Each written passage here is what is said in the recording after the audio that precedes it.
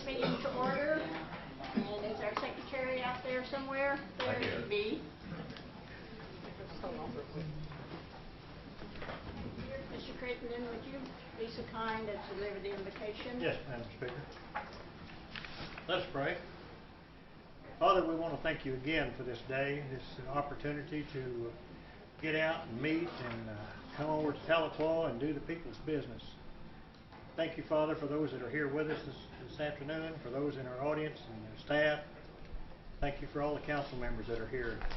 Help us to do good work. Father, for our country, I pray for our troops. Pray for those less fortunate than us, those that might be in pain, suffering from sickness or loss of loved ones or whatever their problems are. Pray, Father, you'll touch them and comfort them as only you can. I ask now that you go with us and help us make good decisions. In Jesus' name I pray. Amen. Thank you, Mr. Crittenden. Roll call. Meredith Bailey. Here. Bill England. Here. Bill John Baker. Here. Jack Baker. Here. Friday Buzzard. Here. Julia Coates. Here. Bradley Cobb. Joe Crittenden. Here. Jody Fishinghop. Here. Janelle Fulbright. John Garvin. Chuck Hoskin Jr. Here. Tyler Corey George. Present. Curtis Snell. Chris Stubb. Here. David Thornton. Tara Kellen Watts. Honey. We do have a quorum. We have a quorum. Next up, yes, Ms. Catherine. Thank you, Madam Chair. I would like to make a motion to amend the agenda to include Mr. Ken Purdy of Tahlequah for the Cherokee Nation Waste Management Board, as well as move all nominees to the front of the agenda so that they can go about their business today. Moved in second. Any discussion on amending the agenda? All in favor, signify by saying aye. Aye. Opposed, same sign. Motion carries. Do we have the resume for Mr. Purdy here? If not, I have a copy in front of me and I can go make them really quickly. You have them? Okay. Do we need? She has copies Okay. here.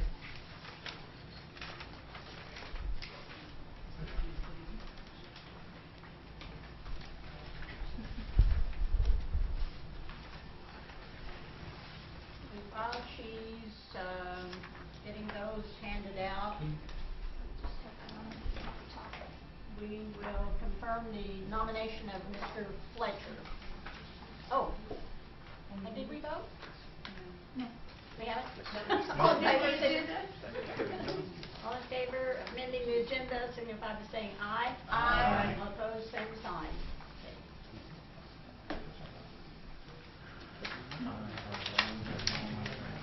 All right. Who is presenting Mr. Fletcher? Principal Chief would like to substitute Mr. Purdy for Mr. Fletcher on the agenda today. Okay. Okay. So we're withdrawing Yes, Mr. Fletcher? for this time. Who is presenting Mr. Doherty?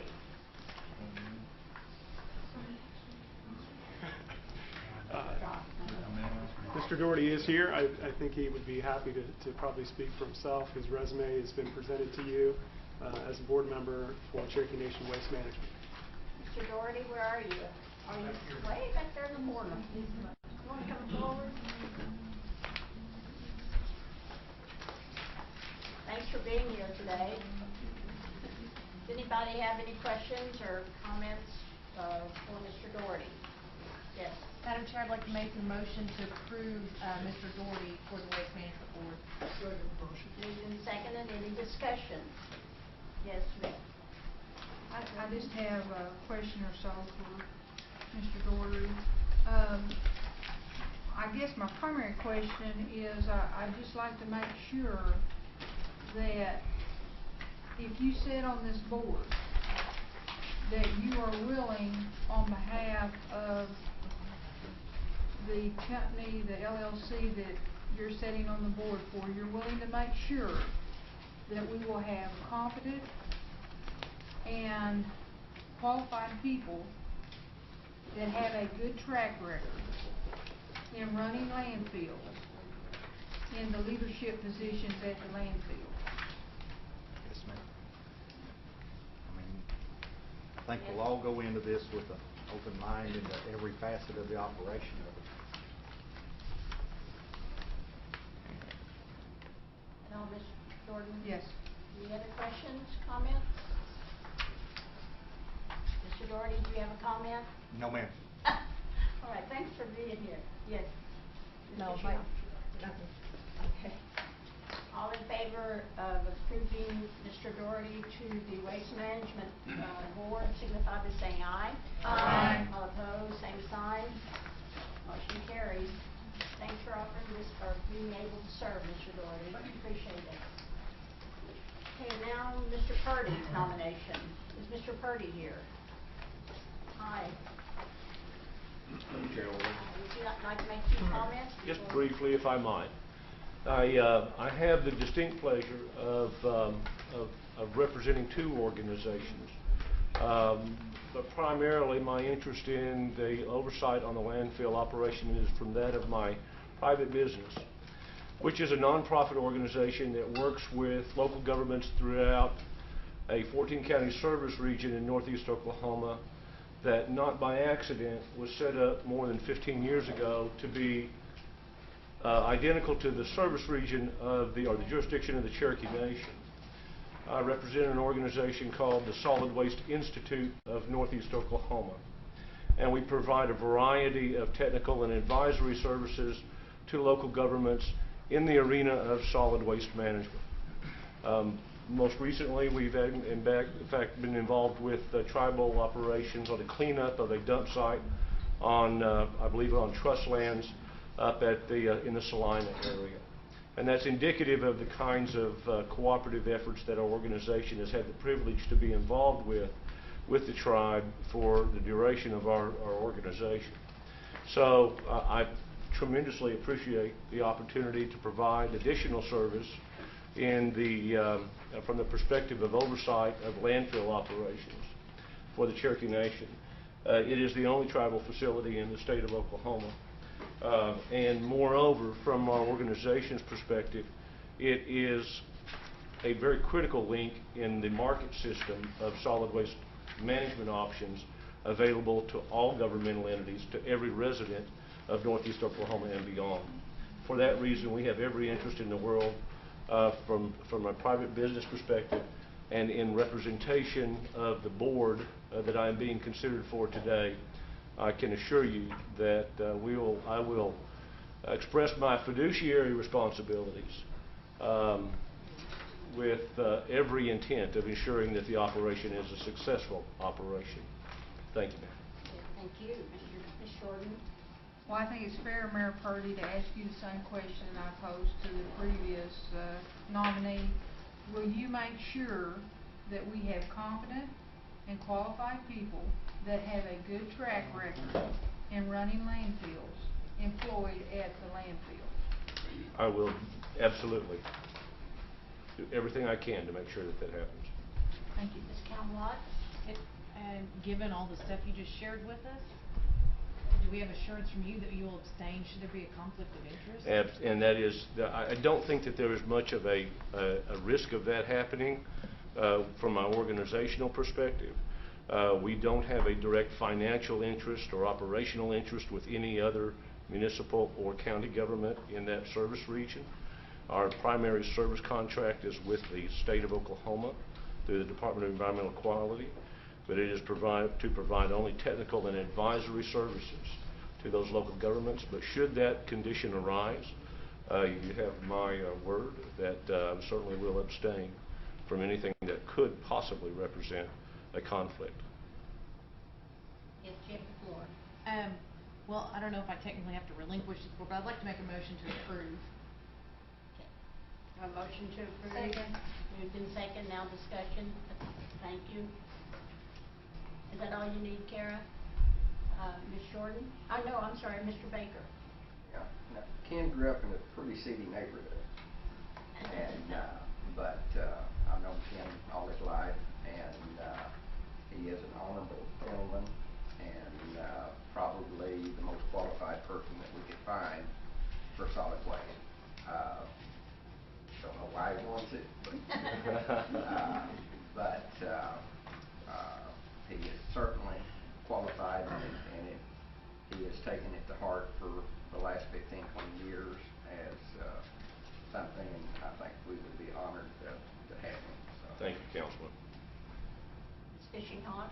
It wasn't a question so much as is it a comment. In Adair County, there's been a bad habit of having the landfill open 24 hours a day. So I'm just letting you know right now that that's been an ongoing Yes, sir. problem. Very good. Thank you. Any other questions, comments? Okay, all in favor of approving Mr. Purdy to the board of the Cherokee Nation Waste Management, signify by saying aye. Aye. All opposed, same sign. Motion carries. Thank you, Thank you. Mr. Purdy. And back to the agenda. Oh, I'm sorry, Mr. Can Chairman. we inquire who the third one is, since it is in Adair County and Joe and I are particularly interested in that? The third nominee. Do you have one yet, Mike? The third nominee should be coming to you soon, but has not yet been submitted. You all picked him out? Well, I'm not sure exactly who it is. I know the chief has worked on it. I don't know if Could you tell us who it's going to be? I cannot tell you. Any other You can or questions? won't? Any other? Okay. The chief will make a formal nomination soon. Next order is approval of the minutes. If there be no objections or changes to the minutes, I'd entertain a motion to approve these in toto. So moved. Second. Moved in second. Any discussion? All in favor, signify by saying aye. Aye. All opposed, same sign. Motion carried. Okay, now we come to reports. Miss Wright is our infamous, famous, not infamous, marshal service. Well, I submitted my report, so I'll entertain any questions. Jordan? I seem to remember last month, and I believe Councilwoman Sobas, if we could get a copy of the tape from the problem at Catoosa. And I thought that was answered, and I think it was, you asked correctly. And that's because, she answered it, so. Ms. Hammond, did you have a comment? I just didn't, I thought we were going to see it the month following that meeting. Maybe I missed something. I certainly will show it to any or all of you. I don't want to do it in a public meeting. We have been contacted by an attorney for that individual. But we can talk to you individually? Absolutely. Okay. Sorry for striking you. Okay. Any questions or comments? Yes, Mr. Buzzard? Sharon, I'm just curious about the 36-hour report in Delaware County. Is that something you can discuss? Well, it would involve children, so you couldn't have any of that information. But it's a normal, if they are on Indian country, the feds require us to do a report directly to them. If they're off Indian country, you work it as any other case. But any child abuse that would occur on trust or restricted land has to be a 36-hour report into the feds. So that's what, okay. Yeah. Thank you. Yes, Ms. Jordan? Sharon, that problem at Catoosa, was that our law enforcement or C&E's security? It was ours. Okay. Any other questions or comments? Thanks, Ms. Wright. There was a question, and I don't know if I have a good answer, but I'd like to try to answer that, and it's about the trust property and camping. And you can't camp on trust property, other than they've made an exclusion for South Saw Creek, and that they don't allow camping unless you have a self-contained, because there's no way to deal with the waste. So a self-contained camper, and you still have to ask for permission down at South Saw Creek. But on just tribal trust land, camping isn't allowed normally.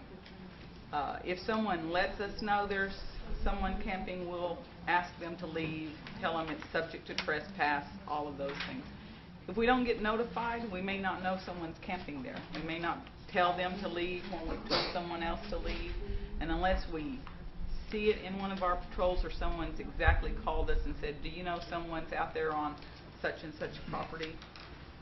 So there's some inequities there that if we don't catch you, it's just like any other law that you may break. If we don't catch you, we don't do anything with you. If we do, we ask you to leave. And so we've been trying to react to those calls, and they come in during the hunting season more than any other time. Once people are hunting, people will tell, hey, so-and-so, I saw him camping out there when I was hunting. So we've been trying to be as good as we can about asking them to leave. We haven't offered, or we haven't written a citation on anyone, but we have asked them to leave. Thanks, Sharon. Ms. Hammonds, next two reports. Thank you, Madam Speaker. In addition to the report, I just wanted to tell you a little bit about some recent developments. We have participated with the agreement of the parties in ongoing settlement discussions in the poultry lawsuit. That case has not been settled and will go to trial on the remaining claims that the state has September 22nd. We are continue to be very interested in that case and monitor it and consider all of our options.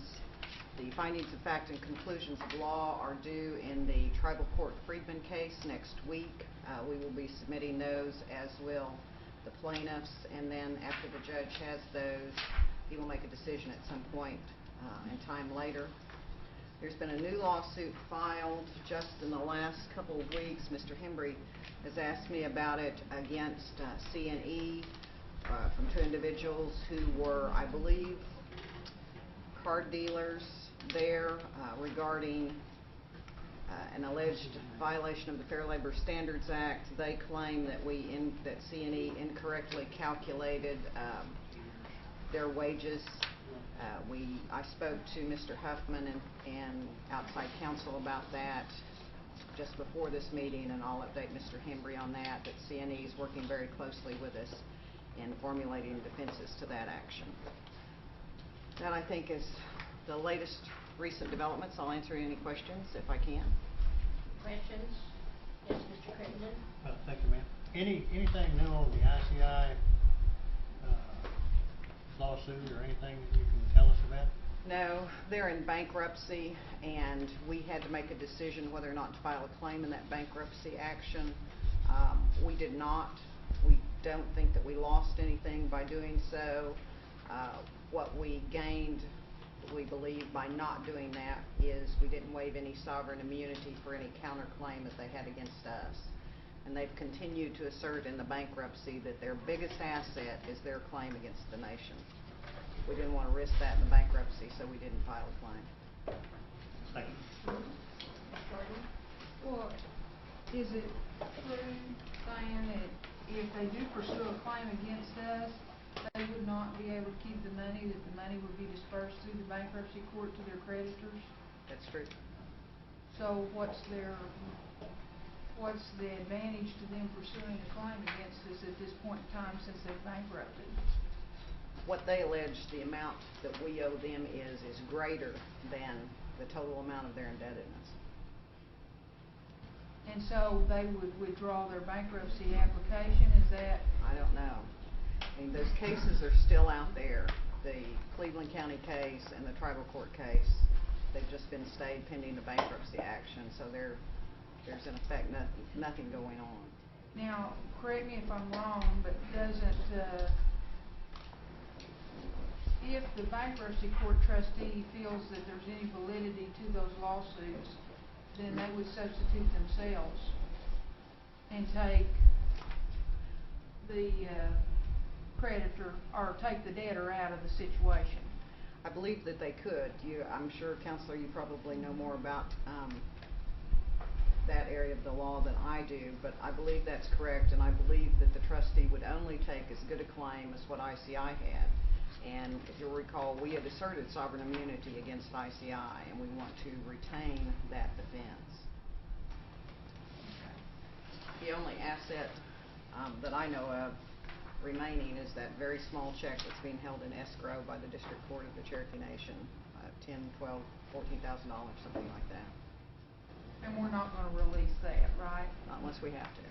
Bankruptcy court hadn't asserted an interest over that. Has not. Mr. House? What could happen to the money they put up, for Fayetteville, for that bond? That bond is still there.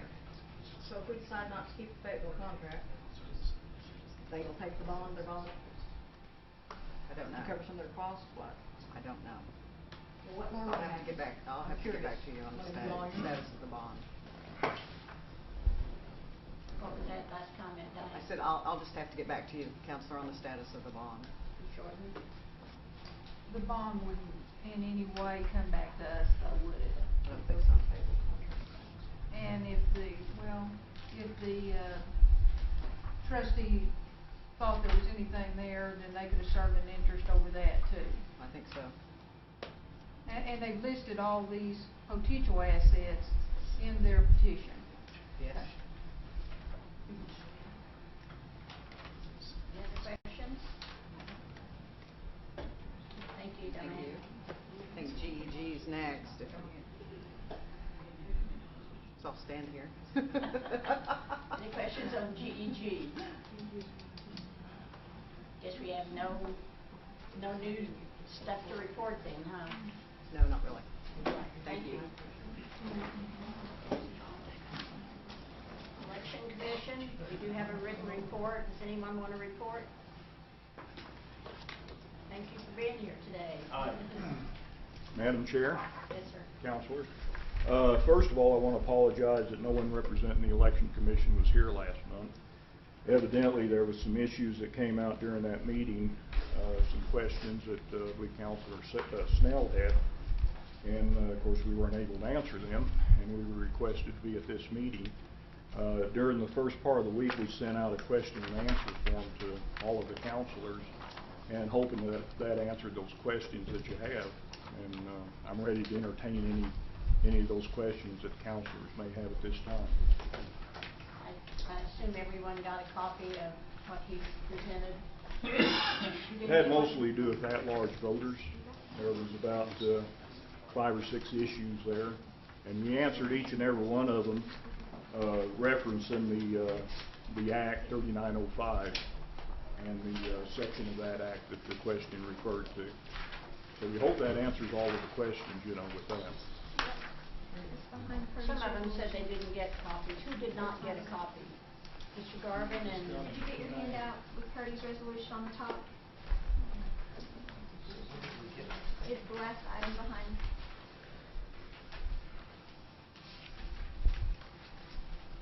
Does anyone have any questions or comments in regard to the questions or answers he posed? Also, Councilor Watts passed out some other issues concerning election law before this meeting. I don't know, that may be kind of lengthy getting into those. Did you want to try to discuss some of that now, or reserve that for a later part of the meeting?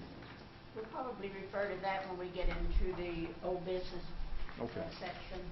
Okay. Any questions for you?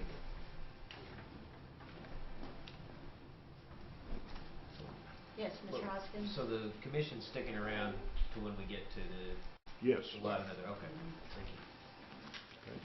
Okay, thank you very much. Ms. Swepson, Tax Commission?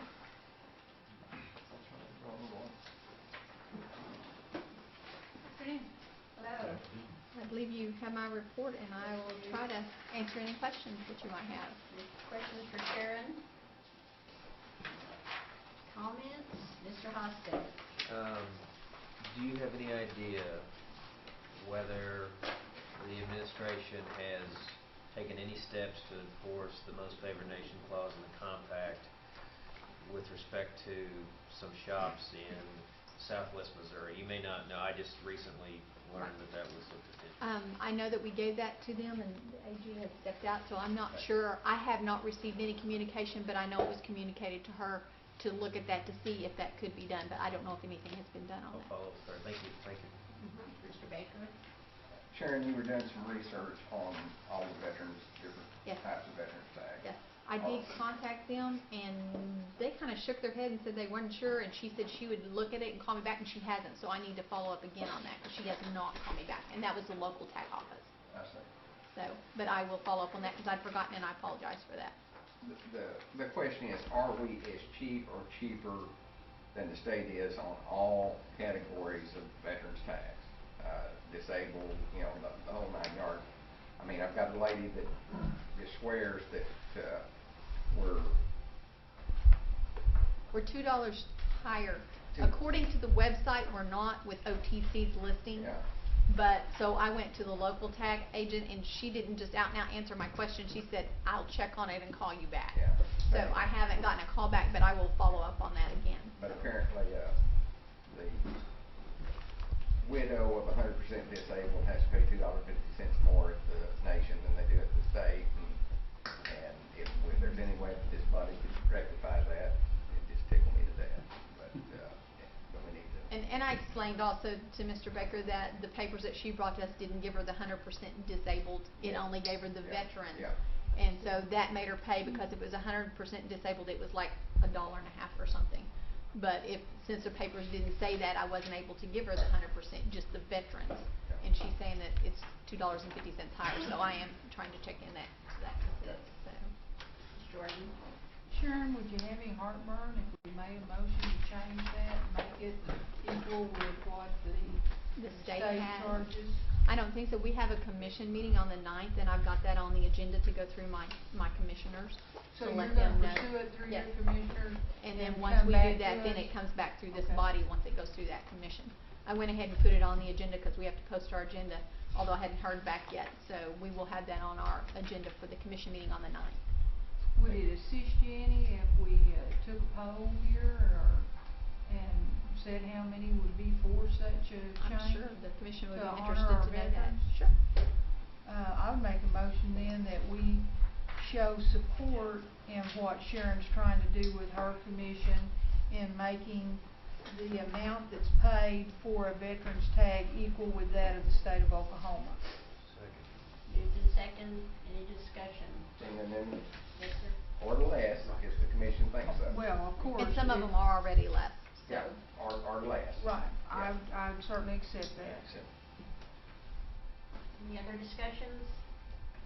All in favor, signify by saying aye. Aye. Opposed, same sign. Thank you. We'll do that. Thanks, Sharon. Uh-huh. Any other questions? If not, thank you. Thank you. Ms. Hanby, self-governance.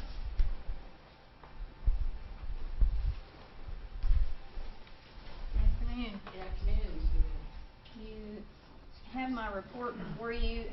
I have just a couple of items to update you on. One, we held negotiations with the Federal Highway Administration. We've gone through that document, and we believe we have agreement with Federal Highway to go directly with them rather than through VIA for our roads funding. We included within that agreement both the regular, normal, ongoing roads program as well as the Recovery Act. So we did them both at the same time. We are in receipt of the construction project agreement documents from IHS for the sanitation facilities construction funding for Recovery Act. They finalized that agreement. We're in the process actually today in finalizing that and getting those documents submitted. There's 12 IHS projects and one that is a separate agreement that's through EPA, passed through to IHS and then to the nation. So that's a separate agreement that we're working on getting those submitted today.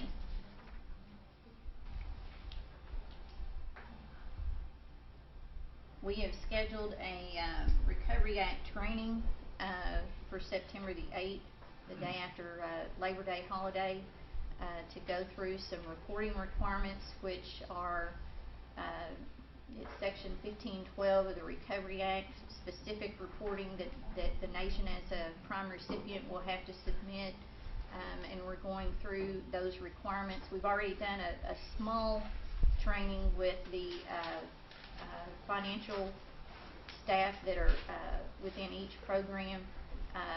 This will be a broader training for any program that's receiving Recovery Act funds. I'll be going through the requirements and what we need to do in order to meet those reporting requirements, which are very extensive, by the way. So,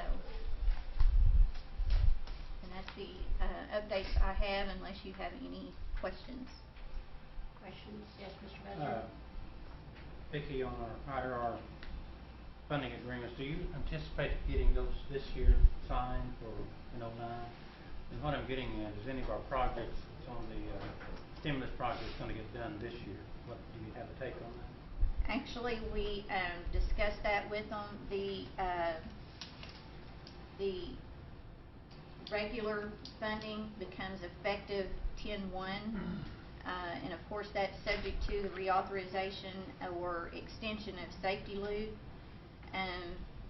The Recovery Act, though, as soon as that document is signed, it becomes effective, and so we can get that, and we anticipate that to be a pretty quick turnaround. I was very pleased with the negotiations with Federal Highway. They were very cooperative, very easy to work with. They actually came on site to help facilitate that agreement. They flew in to Tulsa, arrived here about 2 o'clock, and by 5 we had agreement. So, the other question I had is on the construction project agreements. I see you said you have there's 12 to the IHS. Could you or Charlie's group send us a copy of those construction projects and what they are? Yes, actually I have a listing with me right now. Okay, could we have a copy of that, or could I have a copy? I don't know if the other people would be interested in it or not, but they probably would. So make a copy for all of us on those construction projects. And you just want the listing of the projects and the amounts? Yeah. And then the other questions on the funding formula. I see we're still having problems with the funding formula. And what is the problem with the funding formula for IRR? I knew it was the larger land-based tribes were having some funding. Is that still the situation now? Yes. It is. And as a matter of fact, the upcoming NCAI meeting, they have a large land-based tribes caucus at NCAI, and we are, I know we've requested that Robert Endicott and some who is our alternate rep to the coordinating committee, and Zach Hawkins, who's Chickasaw, who is our rep on that coordinating committee, that they be at that meeting. And we need to have support for Oklahoma, as well as not only our region but for the state of Oklahoma. We are also dealing with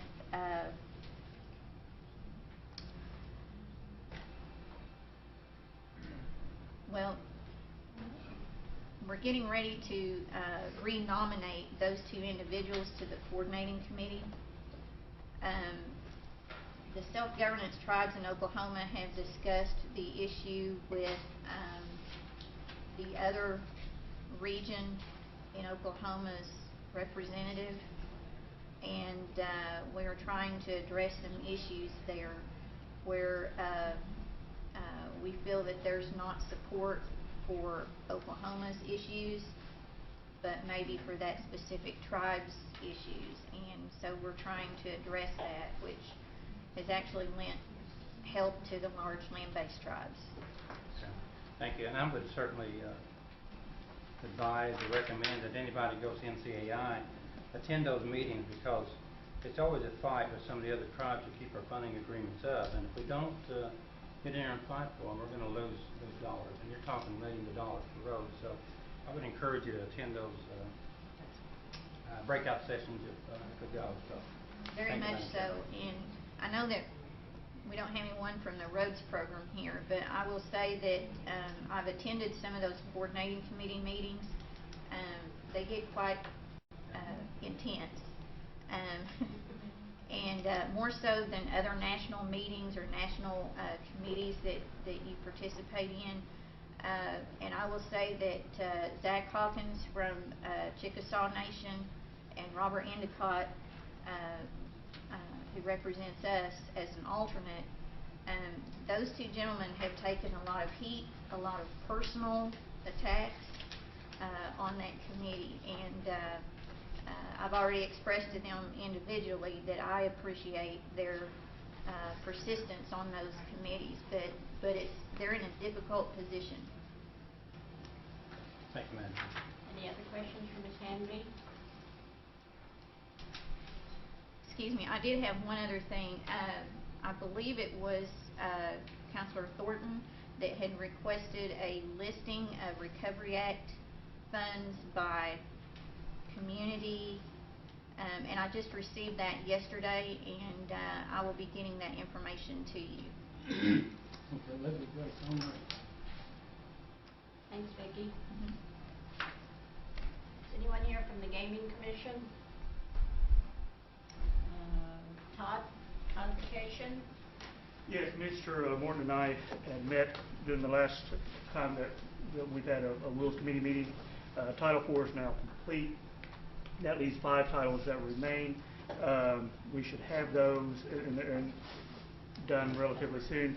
One thing that I would like to bring attention to the committee is during the budget process that is coming up, I do foresee that during the next fiscal year that we're going to publish. We're going to, and we need to make sure that you will need to decide whether the council is going to publish this code, or whether there's going to be an aspect of the administration that's going to publish this code, and there needs to be adequate funding for that. So in your budget hearings, and I will get with Mr. Morton and get some type of estimate of the printing cost that's going to be involved. But just be cognizant of that. Any questions for Mr. Embry on codification? Appreciate your work. Long, enduring work. Okay, next order of business is old business, and we have one item to consider, and that's the election law. The subcommittee, election law subcommittee has completed its work on these amendments, and those are included in your book under the old business red line section. And Mr. Embry, I'll turn it over to you. Thank you, Madam Chairman, and we do have members of the entire election commission, I believe, all but one. And so I would obviously entertain any comments or questions that they would have. Here is, the body of work that the subcommittee came forward with. You have in front of you some additional amendments that Councilor Callan Watts is wishing to bring from the floor. This is an opportunity for after you've now reviewed the entire body of work. Any counselor can bring forth amendments in the committee as a whole at this point in time. And I've talked with Ms. Hammond, who stepped out. They're also going over to make sure that they're copacetic with the work, and whatever the will of the body is. But we still have time, and if you want to, after today's amendments, you have either two choices: to table it one more month or send it forward to full council, and it's just whatever your wishes are. Mr. Martin. I hadn't had a chance to go over these election amendments brought forward by Ms. Callan. I'd like to have time to do that. Also, I just opened the book and was looking at the red writing in it, and under representation by districts, District 3 and District 4 are turned around. District 3 should be Redbird, District 4 should be Three Rivers. Oh. Right? I don't know. I didn't go any further than that. I don't think Redbird would both be over at Three Rivers.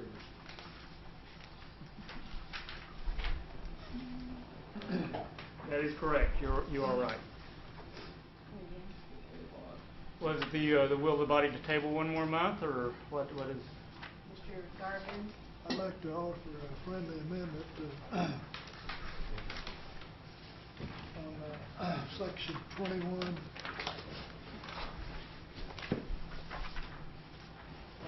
part 5, on at-large voters voting inside the districts, have a time of 2011, and I want to insert or 2013 election.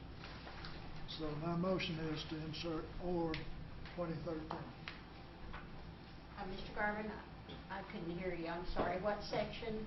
Section 21, 21. C5. C? Yes. Okay, and It gives the people at large 2 times to change their registration.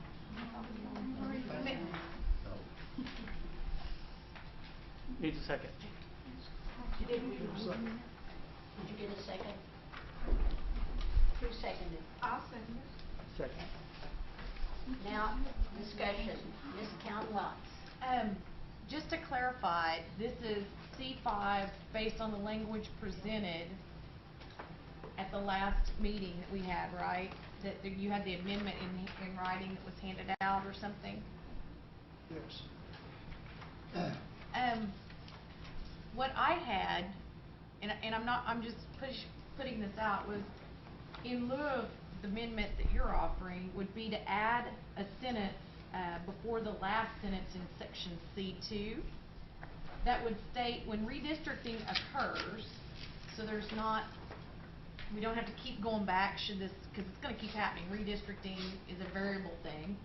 So it would state when redistricting occurs, at-large voters who elected to remain a voter in a district pursuant to Article 6, Section 3 of the Cherokee Nation Constitution will be notified by the Cherokee Nation Election Commission by mail to choose a new district within the jurisdictional service area. If re-registering does not occur by the end of the March deadline for that said election year, said voter will be made an at-large voter. So that's much more dynamic and allows for redistricting on an ongoing basis, and we don't set a date. Does everyone Point of have a copy of that? That's point of I was going to ask if we could have a copy of that so we can look at it. I don't know if did it get put in because I gave you that.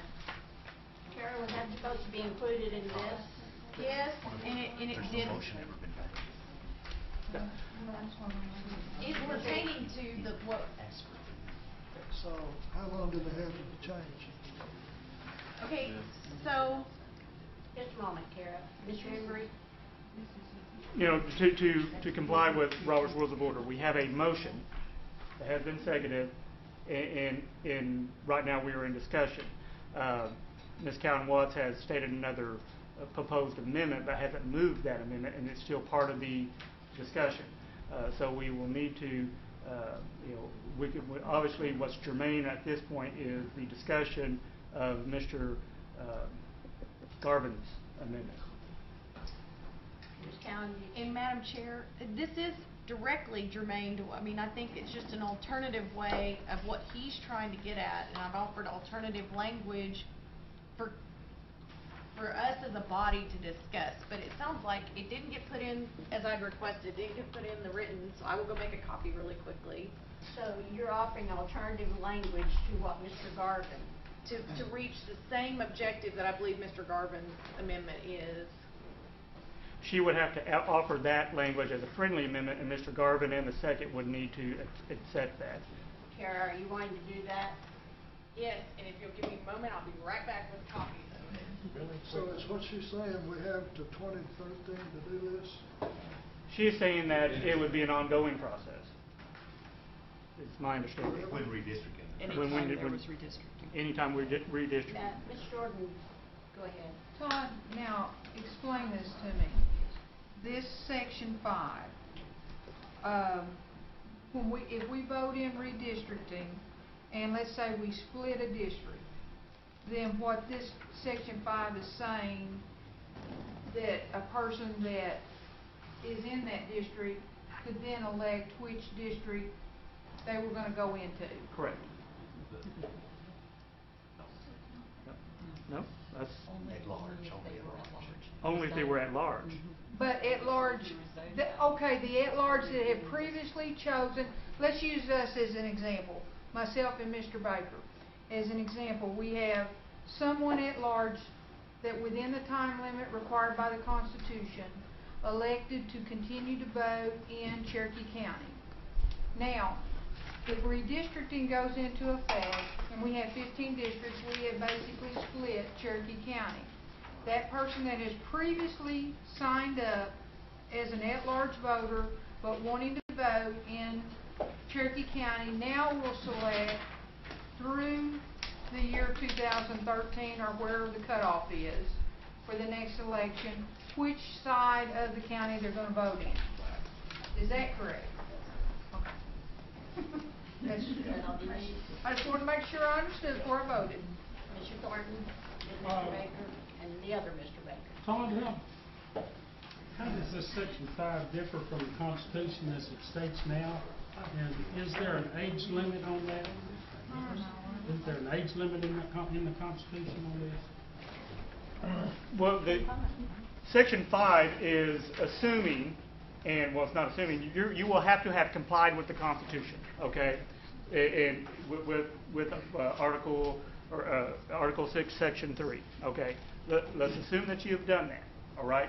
And as Ms. Jordan has explained, from time to time there may be that districts will be, during redistricting, that districts may be combined or split. This gives, if you've already done that according to the Constitution, and you're an at-large voter, and you still wish to remain, and you've picked District 1, well now District 1 is going to be divided. So this gives that person who's already qualified under the Constitution an opportunity to pick a district within, pick a new district within that area. For how long? Yours would be to 2013. Ms. Cowan's amendment would be anytime redistricting occurs. Okay, Mr. Baker. So you're John Baker, just a eliminating moment. 2013. Mr. Baker, floor. All right. Now, we're using tying in my district. And 2011 rolls around, and they send out the letters, and they say, well, sure, we want to be in the west end of the district because that's who's got an election this year. Then we send the letters in 2013, and they say, well, no, we want to be in the west side because there's an election there this time. I mean, how many times are we going to let them take a bite at the apple, folks? I mean, if they pick it one time, if they choose east or west, then I think they're locked in. If they don't choose, then maybe they get one time between now and 2013. But this flip-flopping and just changing every time there's an election in a different district. I mean, that's one thing that we were guarding against, is that folks could vote in one district one time and another district the next time. So, I mean, I think we're creating a can of worms here if we do it just the way that it's worded. Thank you. Ms. Coates? My understanding, I agree entirely with Mr. Baker's sentiments. I don't think people should be able to flip-flop on this. My understanding, and correct me if I'm wrong, and to address Mr. Garvin's comments also, is that they get to do this one time up until the end of the March deadline of an election year if redistricting has taken place. Now, redistricting will take place for the 2011 election, or as I'm understanding it, right, potentially. And then after that, they're stuck with it. Even though there will be an election in 2013, they won't have another opportunity to change. The only additional opportunity they would have to change is if at some point in the future, any time in the future, redistricting on a grand scale occurs again, and then they would have the same opportunity. But it's not that they're going to have an opportunity every time there's an election, only if there is a complete overhaul of the districting. Is that all, Ms. Coates? Mr. Jack Baker? And I concur with Councilor Coates, and with Councilor Baker is younger, that it should be, that it's only the one time, that they're not to be allowed to flip-flop. It's only when redistricting occurs, then they have to choose which district they want before the next election. Even though they may not have a candidate for the next election, they still have to choose before the next election. Thank you. Ms. Watts.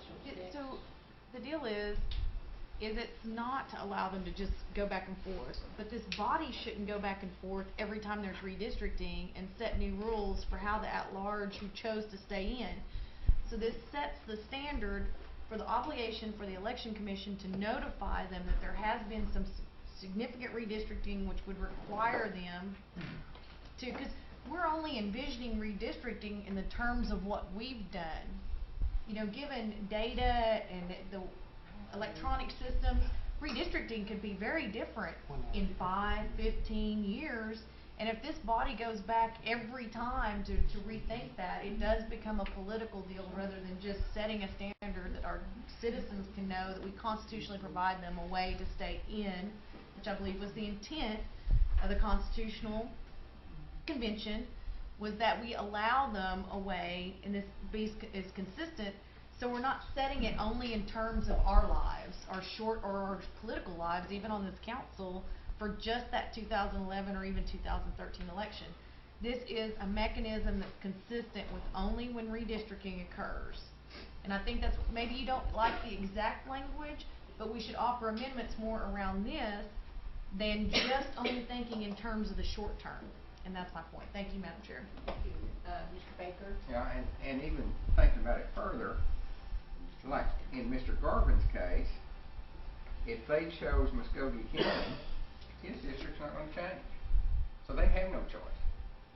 I mean, if you send it out to them, they've got nothing to change to, because their only choice is to pick another district within your old district. So his folks are tied in, locked in. If they chose Muskogee or Three Rivers from an at-large, standpoint, then they're locked in. They're not even going to have a choice during this election cycle or the next one. And the only ones that are going to have a choice is Cherokee, Adair, Sequoia, Delaware, Mays, and Tulsa. That's the only ones that are going to have a choice. And there's an election in 2011 in every one of those districts. And, if everybody wants to vote in 11, then the 6-year term just doesn't have any absentee voters in it.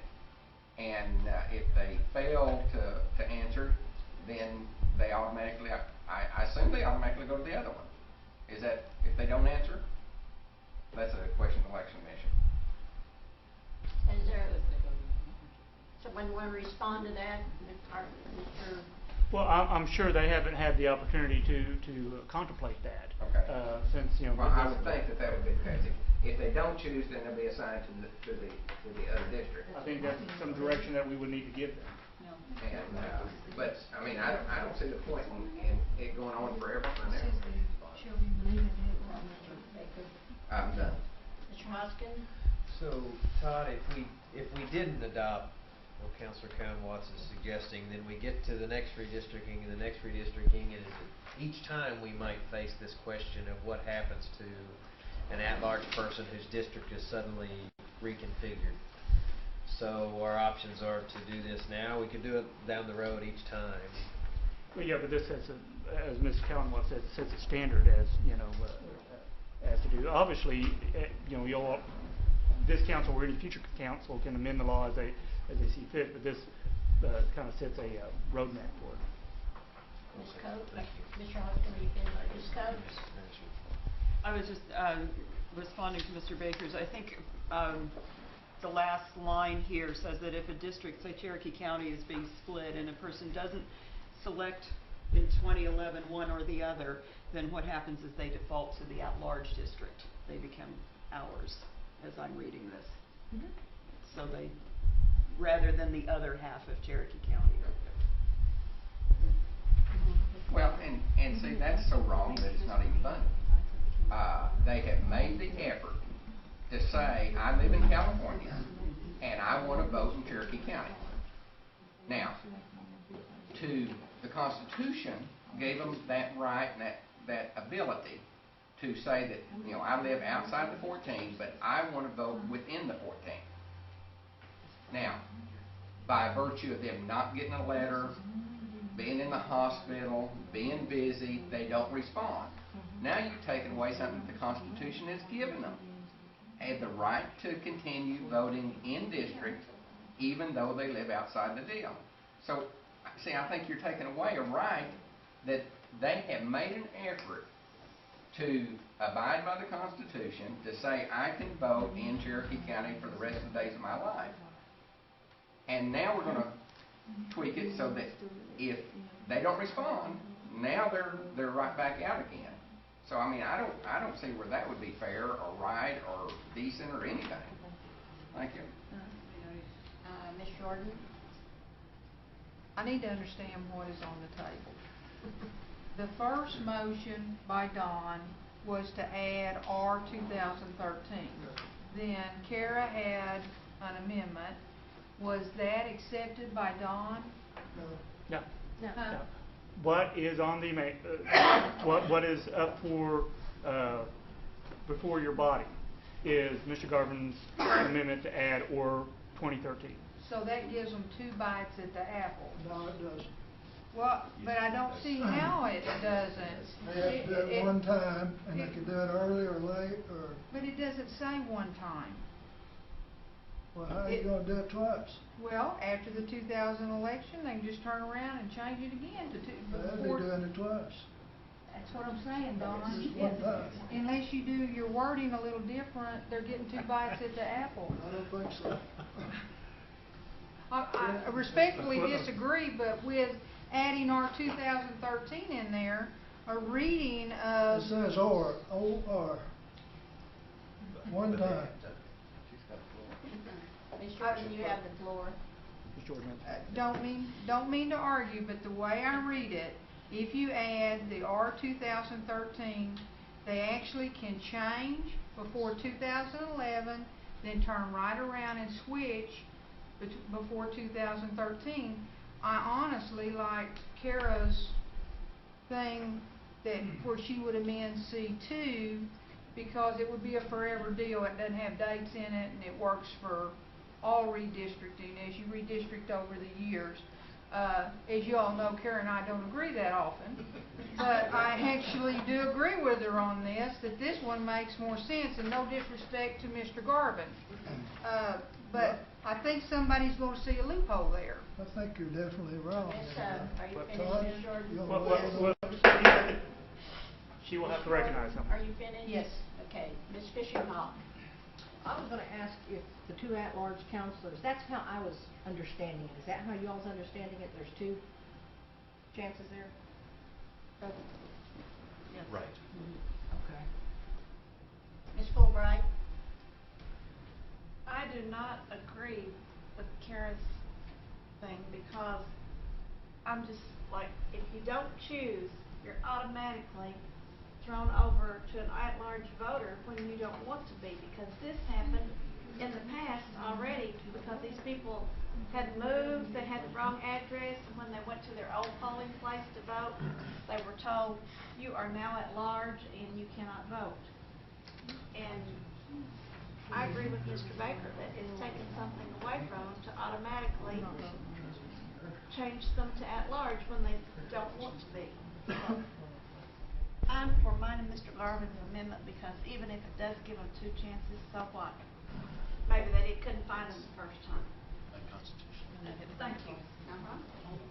Ms. Coates? I disagree with the sentiment, I guess, that somehow people who have to make a choice here between districts won't do it on several points. First of all, that they might not be notified. Well, I've got a greater confidence in our election commission. I think that they will be notified. Our election commission has been very diligent about these kinds of things in my experience, and to the best of their ability, at least.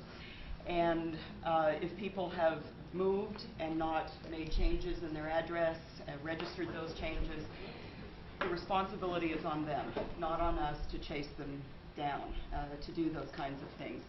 I think at some point, the Cherokee voters have got to, we can't hold their hands through this process. They've got to step up if it is important for them to vote in a district within the boundaries. The people who generally make that choice are pretty active within the nation's politics. They are pretty well informed about what goes on, and they've got reasons why they want to continue to vote in district. And my speculation strongly is that they will make the effort. And I think our election commission will make the effort to make sure that they are notified.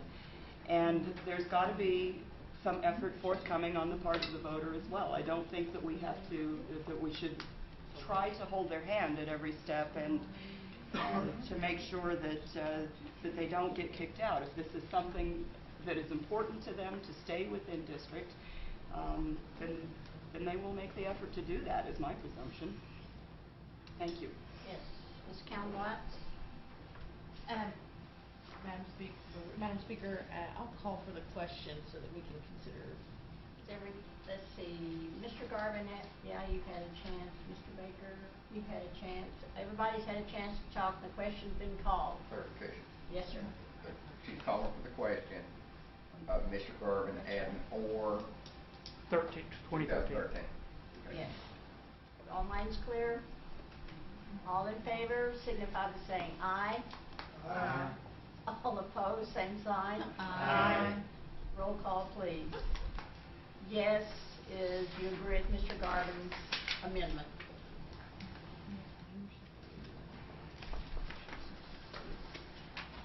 Jody Pishenhop? No. Meredith Fraley? No. Janelle Fulbright? Yes. Don Garvin? Yes. Chuck Hoskin Jr.? No. Tina Gloria Jordan? No. Chris Stowe? No. Curtis Snell? No. David Thornton? Yes. Kara Cowan-Watt? No. Buell England? Yes. Bill John Baker? No. Jack Baker? No. Harley Buzzard? No. Julia Coates? No. Bradley Cobb is absent. Joe Crittenden? No.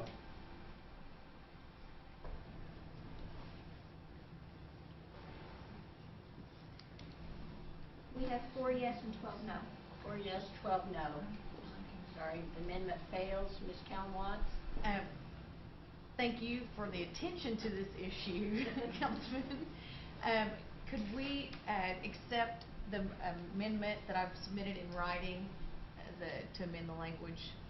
Are you making that motion Yes, to ma'am. amend section Second. C2? Second with friendly, Yes. that the last sentence, instead of made at-large voters, they default to the other part of the district. Which is the other. Mr. Baker? Well, you don't know which is the other.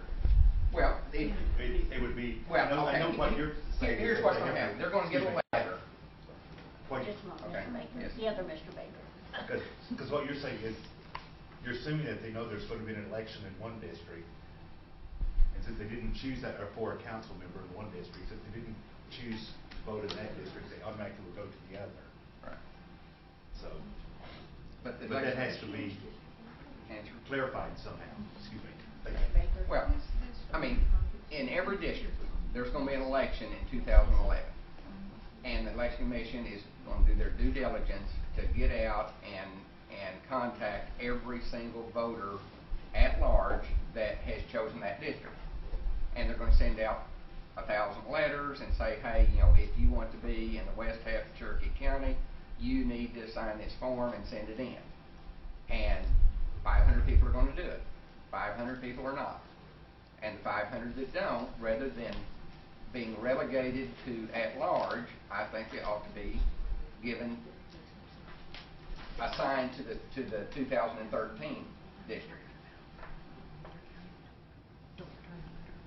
Mr. Baker? Yes, so, you're saying they would have, the election commission would have to send a letter specifying the district that they would choose. And Well, could they either have a choice.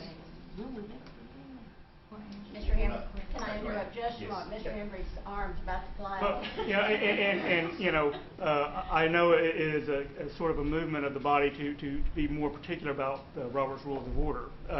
At this time, there has been a motion made to adopt this, okay?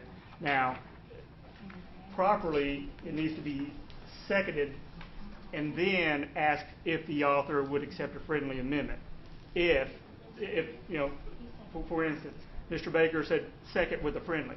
Mr. Baker needs to say second and then ask the author if she will accept a friendly amendment. If she will not, he has the right to withdraw his second and someone else may be able to pick it up. But what we're doing is we're getting into the debate of an amendment to the amendment prior to it even being properly seconded. So. She hadn't said yes or no yet. Well, you make your second and then say, ma'am, will you make a friendly amendment and say, and then she will say yes or no. Yes or no? Yes or no? May I offer Yes alternative or- language? yes or no? Yes or no? No. But I have alternative language. Yes or no? She has my second. Let's hear it. Okay. So Now we're in discussion. Yes. So the alternative language to still, I think, capture the essence of the objective of what you would want to do is that in the sentence where it reads, the last sentence, if re-registering does not occur by the end of March deadline, it really should say not occur by the end of the preceding election March voter registration deadline. So since we have staggered elections, that would effectively, once redistricting occurs, it would be the next preceding election would be affected, because the likelihood that there would be redistricting within 2 years of that is nil, probably. So that would pick up everybody and answer that question about north or south and east or west. But my question is, what happens for the person that does not answer? They would go at large. That's what that says. But they pick to be in the district, and I'm just saying, assign them to the one that doesn't have the election. Point of order. Would you accept that as a friendly amendment? What's that? That it would be the preceding election after redistricting where this would occur. So it would capture the alternates without having to go twice. I don't have a problem with that, and I would accept that. But I still don't think they ought to be relegated to at large automatically if they don't answer. That's a separate issue we need to debate separately, Madam Chair. Do you accept that? Yeah. All minds clear on that one? Okay, just point of clarification. So if we vote to accept this, then we've Vote this, essentially. meaning this. This.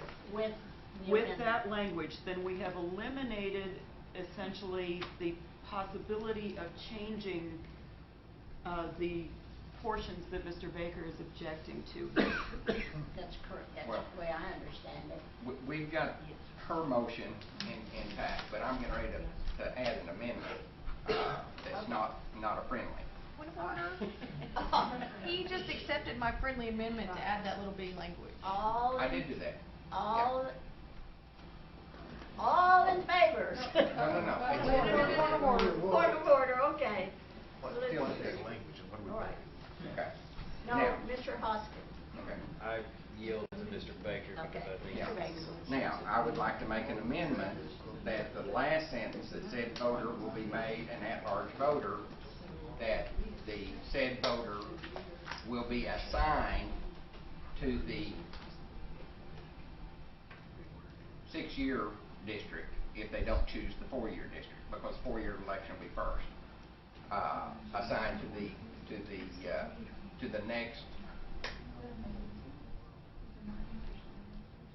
election cycle's district. Okay, I got some clear. Unless Mr. Henry has a little better wording to get to that point. Instead of becoming at large, they just get assigned to the off-year district. Madam Chairman, That is if I might clarify for my own edification, if nothing else. Well, you might for all of us.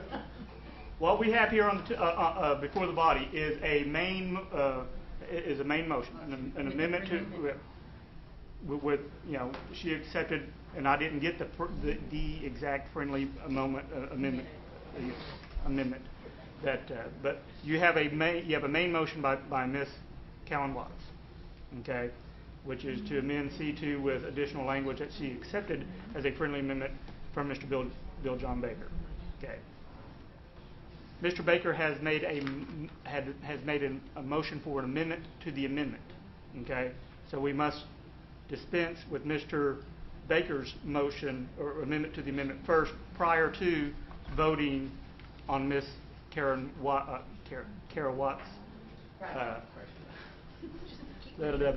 Callan Watts' motion. So, and for information to the council, there cannot be an amendment to the amendment to the amendment. It can only go amendment to the amendment. So at this point, what is germane is Mr. Baker's amendment to the amendment. Okay, and your amendment to the amendment is to insert... Strike become an at-large voter and put in will be made a voter in the off-year district of that same the district that they were part of. If they don't choose the on-year, then they'll become a member of the off-year, be assigned to it.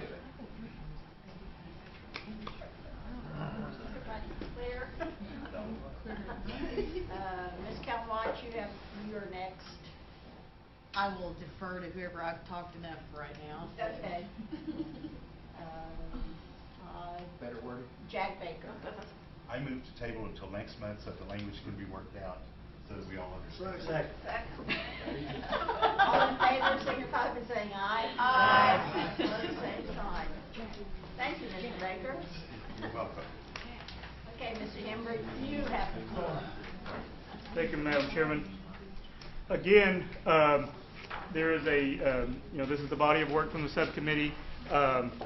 You have in front of you various amendments that Ms. Callan Watts has proposed. I would defer to Ms. Callan Watts if she wants to take up some, any, or all of those amendments. Obviously, through the council's action just here, we are not going to complete this because we have tabled an amendment to next month. So I would just ask what is the will of the body. Ms. Callan Watts, do you want to take these now, or do you want to wait till next month? Madam Chair, I know you're trying to manage all of this, so if you want to try to take 5 or 10 minutes and we'll get as far as we can. Yeah. Would that be okay? And then if you want, when you're ready, just give me the signal and I'll table. So, I went through it and reviewed the entire document. And to start with, on definitions, I thought to be consistent, we should also refer, and I apologize, it's not in here for the article and section. Do you have that looked at? So on 3A definitions, number 1, registration, was to add, to be consistent with the rest of the intent of the act, to reference the constitutional requirement. So it would be the article and section of the Cherokee Nation Constitution that it would refer to in how a voter should register. That is Article 6, Section 3. Article 6. Which is the same thing, so it's in that other, it's also in front of you in the amendment I talked about earlier. So, Article 6, Section 3, and to add that so that it's clear for any citizen that picks it up how it relates back to our Constitution. And that would be my motion to amend to add that. Second. Moved in second. Any discussion on adding section 3A1 registration? All in favor, signify by saying aye. Aye. All opposed, same sign. Motion carries. Okay, Ms. Watts? What's not on here, and I could, maybe, and help me out, Mr. Hembry, is I thought we should have a definition of bona fide permanent residence that's referred to later. Is that, it's not on here? No. It's not on there. We had discussed it. What was... The reason I worded it here in definition is that obviously, to be a candidate, you must meet the qualifications that are outlined in this act. In this act, further, under qualifications of candidates, there is a section that describes bona fide residence and what you must produce to the election commission to qualify as a candidate.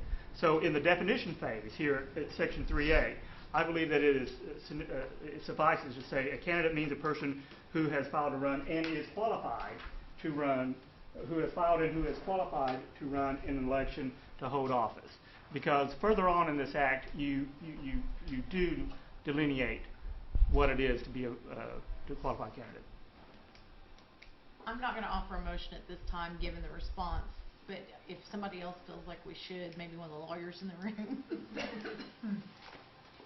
Ms. Coates? I would move that we word this similar to the way definition 1 on registration, and is qualified pursuant to the, as it's described in the Constitution. Who is qualified under this act? In this act later on, but Who is refer qualified back under to this that act. specific section. So that would be my motion. I'll second, assuming that means he'll bring it back next month with the other stuff that's going to have to come to the table, the actual language. And the section that we're referring to is section 34, which is establishment of residency.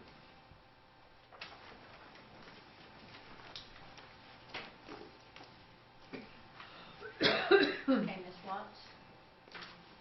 So do we need to vote on that motion, or is that just going to be an item for next month? You said you didn't want to make a motion at this time, so... I did. But then she did, and I seconded. Okay, and she said that's right. Any further discussion, and are we clear as to what we're doing? All in favor signify by saying aye. Aye. All opposed, same sign. Motion carries. And on section 3A, candidate, the amendment that I want to make a motion is to add "and is qualified." We just did that. We just did that. And it's qualified under section 34 of this act. No, there's a separate definition under the act. No, Julia took care of that. Okay, well then in the deal, we also need to strike computer technology because there's a typo. Yeah. Under section 3, it says has computer technology. Actually, that is number 4. That's just a scrivener's error. It needs to be stricken. So we're on number 3 now? Yes, number 3, candidate. No, number 3 is computer technology on mine. Okay, This is what's confusing. Here's where the confusion is. On this sheet, it's numbered as 2, but in the act, it's numbered as 3, candidate. So it should be 3. My motion was... Yeah, 3A3 is above that. Okay, but we still have a scrivener's error, which is the computer technology needs to be struck. Okay, that's 3A4. Yes.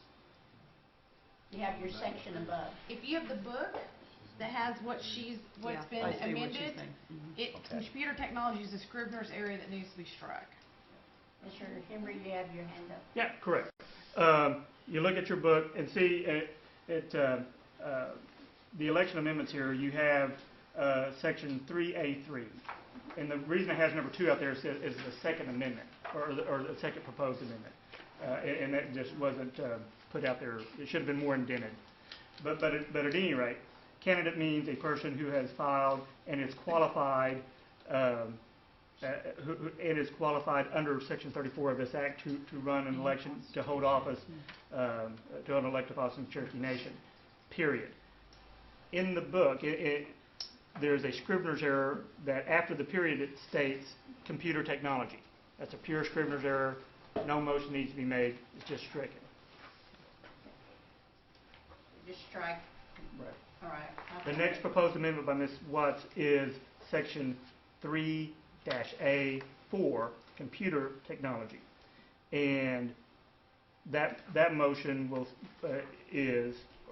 be computer technology shall include, and you add the word, or you strike the word computer and put in electronic hardware and software. Is that your motion? I'll make that motion.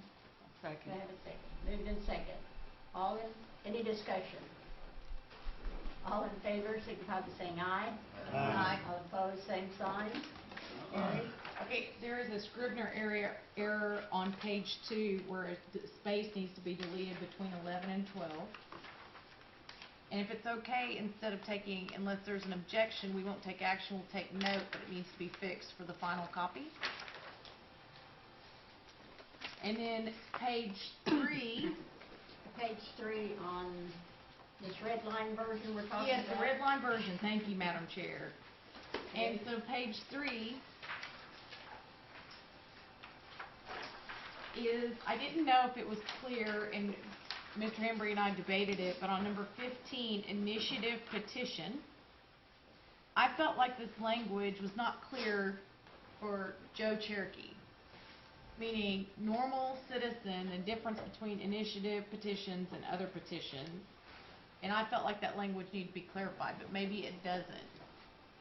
But I wanted to bring it to the attention of the body one more time before we pass this, so we weren't trying to come back to it. What do you feel isn't clear to? The difference between referendum petition and an initiative petition.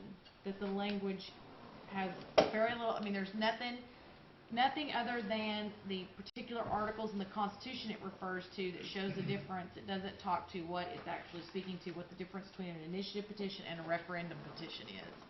So that would be 15 and 24, those two definitions on page 23 in the red line copy. Okay, Mr. Hembry? Well, let's read number 15. Initiative petition means a petition submitted by registered voters of the Cherokee Nation for the purpose of proposing any legislative measure pursuant to, and then it states the Constitution. I can't think of a more simplistic way of saying it. I mean, it's, you know, an initiative is that you are proposing legislation and it references the constitutional provision. Obviously, I'm open to any other language. I don't have any alternate language. I mean, it's, you know, those are, although they, you know, they're 50-cent words. I do believe that I can't think of anything simple. Okay, and if there's no, I mean, I don't have a clear alternative to offer, so I'm willing. So if is it okay if I move on to something else? So under 11. Okay, so under, let me make sure that we get to, just note on page 4, the political purposes was the handout and hasn't been amended yet, but was a handout we got last. Like the definitions, I believe Councilman Garvin, you submitted this or something maybe? Somebody did last time, and it hasn't been put into the final document. So I want to make sure that it's noted that definition needs to be completed. Yeah, I think it was. It was. I have it in my book. In my red line, it's not. It has an incomplete definition in my part. In the book dated August 27th, 2009, well, and make sure that we're all on the same page 4 of it. Political purposes means actions or activities designed to influence the success or defeat of a candidate for elective office or any ballot measure. That was the definition that was handed out last time, wasn't it? And I had it as a handout, but I didn't have it in the final copy of my book. And that's why I just wanted to make sure that that Scrivener was addressed, because this is a big document and we put a lot on our secretary's shoulders. Just wanted to make a note that we got it in and didn't just pass it with an incomplete definition somehow. So the next is on page 8 of the red line. Just a moment, just a second. Ms. Jordan? Before she goes to page 8, at the bottom of page 4, where it says representation by district, this is what the body voted, but it was vetoed. And we overrode it, and it went to court, and the court has agreed with the chief. So how does this impact the continued split of 15 districts when at this point in time where we're at, we're not 15 districts? No, I believe that we are 15 districts, and let me explain. Is that the Judge Fight did not strike down that law. What Judge Fight did is, and he used the words, remand it to the Election Commission so they will do their appropriation numbers. The act is still valid. There's nothing in any law. So we leave Yeah. this as We leave is this for right until now. someone Okay. tells us different. Okay. I just wanted a point of clarification Yeah. on that. So on page Now, 8, Ms. Jordan. Yes, thank so you. on page 8, section 11D 18, which is towards the top, investigate and audit, the language should read, you have Attorney General and/or Cherokee Nation law enforcement. The reason why I'm suggesting that we amend and add Cherokee Nation law enforcement is because we do not just, if we have an agreement with the local law enforcement agency, then they would be an agent of ours, but we don't just give them the ability to go in our issues unless they are contracted with us. There's an agreement. So make that in the form of a motion. You talked to Ms. Hammonds about this? No, I have not. Yes, Mr. Baker? Would that preclude federal law enforcement then? If we just put Cherokee Nation? Well, what I'm trying to avoid is Joe Blow city police officer that knows the incoming or outgoing council person, some local person running for office, starts intervening in our elections and has no business in it.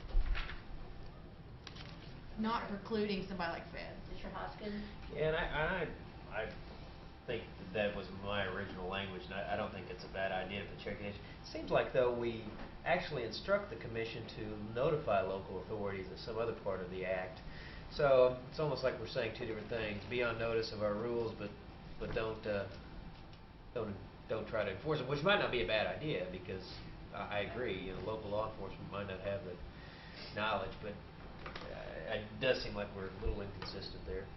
Don't we have language somewhere else in the act that talks about notifying local law Yes, enforcement? I believe we do. I guess it's not too harmonious between the two, so I'm not against it. I guess what I'm asking is I struggled with this section for that reason, the example I gave. So, with the good lawyers on the council, you know, do you have suggestions that we might address that, or is it adequate the way it is? I don't think by good lawyer she was referring to me, but Let me call my wife. I don't know. I mean, this obviously limits it, but I don't think that it's a problem to limit it to Cherokee Nation officials. I can't think of a problem. I think we would want our local precinct board members to notify Cherokee officials. In my experience, on election day, Cherokee law enforcement is extraordinarily short-handed to respond adequately to, for example, blocking ingress and egress to a voter precinct, which is what happened in Veneta. I think by the end of the day, if law enforcement got there, it was too late to do anything. But I guess that's my concern. Is as long as they're adequately resourced, then it's not a problem. So I don't have a problem with Councilor Watts' language. I have a little bit of a problem with it. I agree with Mr. Baker. If we have an issue that rises to the federal level, are we prohibiting them from coming in to investigate, etc.? Mr. Hoskins? And I think maybe we don't. This section deals with what an obligation of a board member is. So I don't think a board member on the scene is going to have reason to call the U.S. Marshal. I do think that some citizen might have reason to call the U.S. Attorney and to say these elections are a sham. Some official, but I don't know if on election day, when these board members are actually tasked with making observations, that their inability to call the U.S. Marshal or the U.S. Attorney's office is a big deal. Now, I think it's a good point, but I don't know if it's, as a practical matter, a big concern. Mr. Hembry? Well, you know, let's look carefully at what Section 18 is. And Mr. Hoskins is correct. It's dealing with duties of the Election Commission. It says 18, investigate and audit all financial reports and disclosures required by this Act, and to report any violations to the Cherokee Nation Attorney General and/or Cherokee Nation law enforcement if the amendment passes. Further, the Election Commission has the authority to assess any fines, penalties, or other sanctions authorized by this act. So we're not necessarily talking about authorization on election day. Would you yield just for a moment? I apologize. I thought we were on the next section. Thank you, Mr. Hudson. Strike everything I just said. That good lawyer says strike it.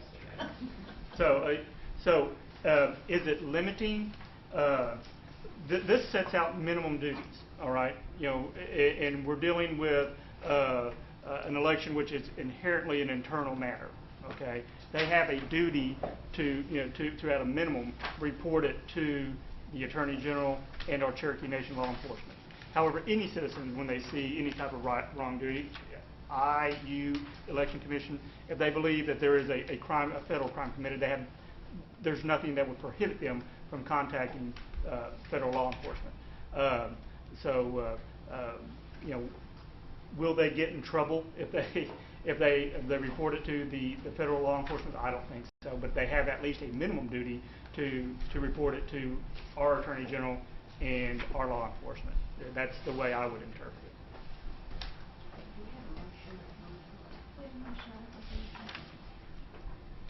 You don't have a second? If we did, I didn't hear it. Did you? I'll second it. Okay. Thank you. Okay, we have a motion to change what section are we on now? Section, it's page, it is a... 11D18? Correct. All in favor of amending the election law to include this language signify by saying aye. Aye. All opposed, same sign. Aye. It's 22. Okay, Ms. Madam Speaker, may we table the remainder of this till next month? Second. All in favor of tabling signify by saying aye. Aye. All opposed, same sign. Motion carries. Ms. Jordan? Even though we've tabled it, could I ask Kara, on this section 22A that you propose to change, have we visited with the election board about that change? Because it's, with all due respect to the author of this, it appears that one kind of gets into their bailiwick, how many times they're going to go out annually and recruit voters. So of all of these, that was the only one I was kind of concerned about. I felt like that should have been left to the election board. And I may be out of turn, but I wanted to put that in your thoughts, that provided that at a minimum that this occurs 4 times annually, I was of the hopes that we would leave how often, how little or how much they go out to recruit voters, we leave that to their discretion. Since we have nominated them and confirmed them, Madam Speaker, did you want me to wait till next month, or do you want me to answer now? I just wanted you all to think about it. That's the only one that I was concerned with. I hadn't heard from the election board that was a problem, and I just didn't want. I want all of y'all to think about it, I guess. Okay. Ms. Hembry, do you have anything further to add?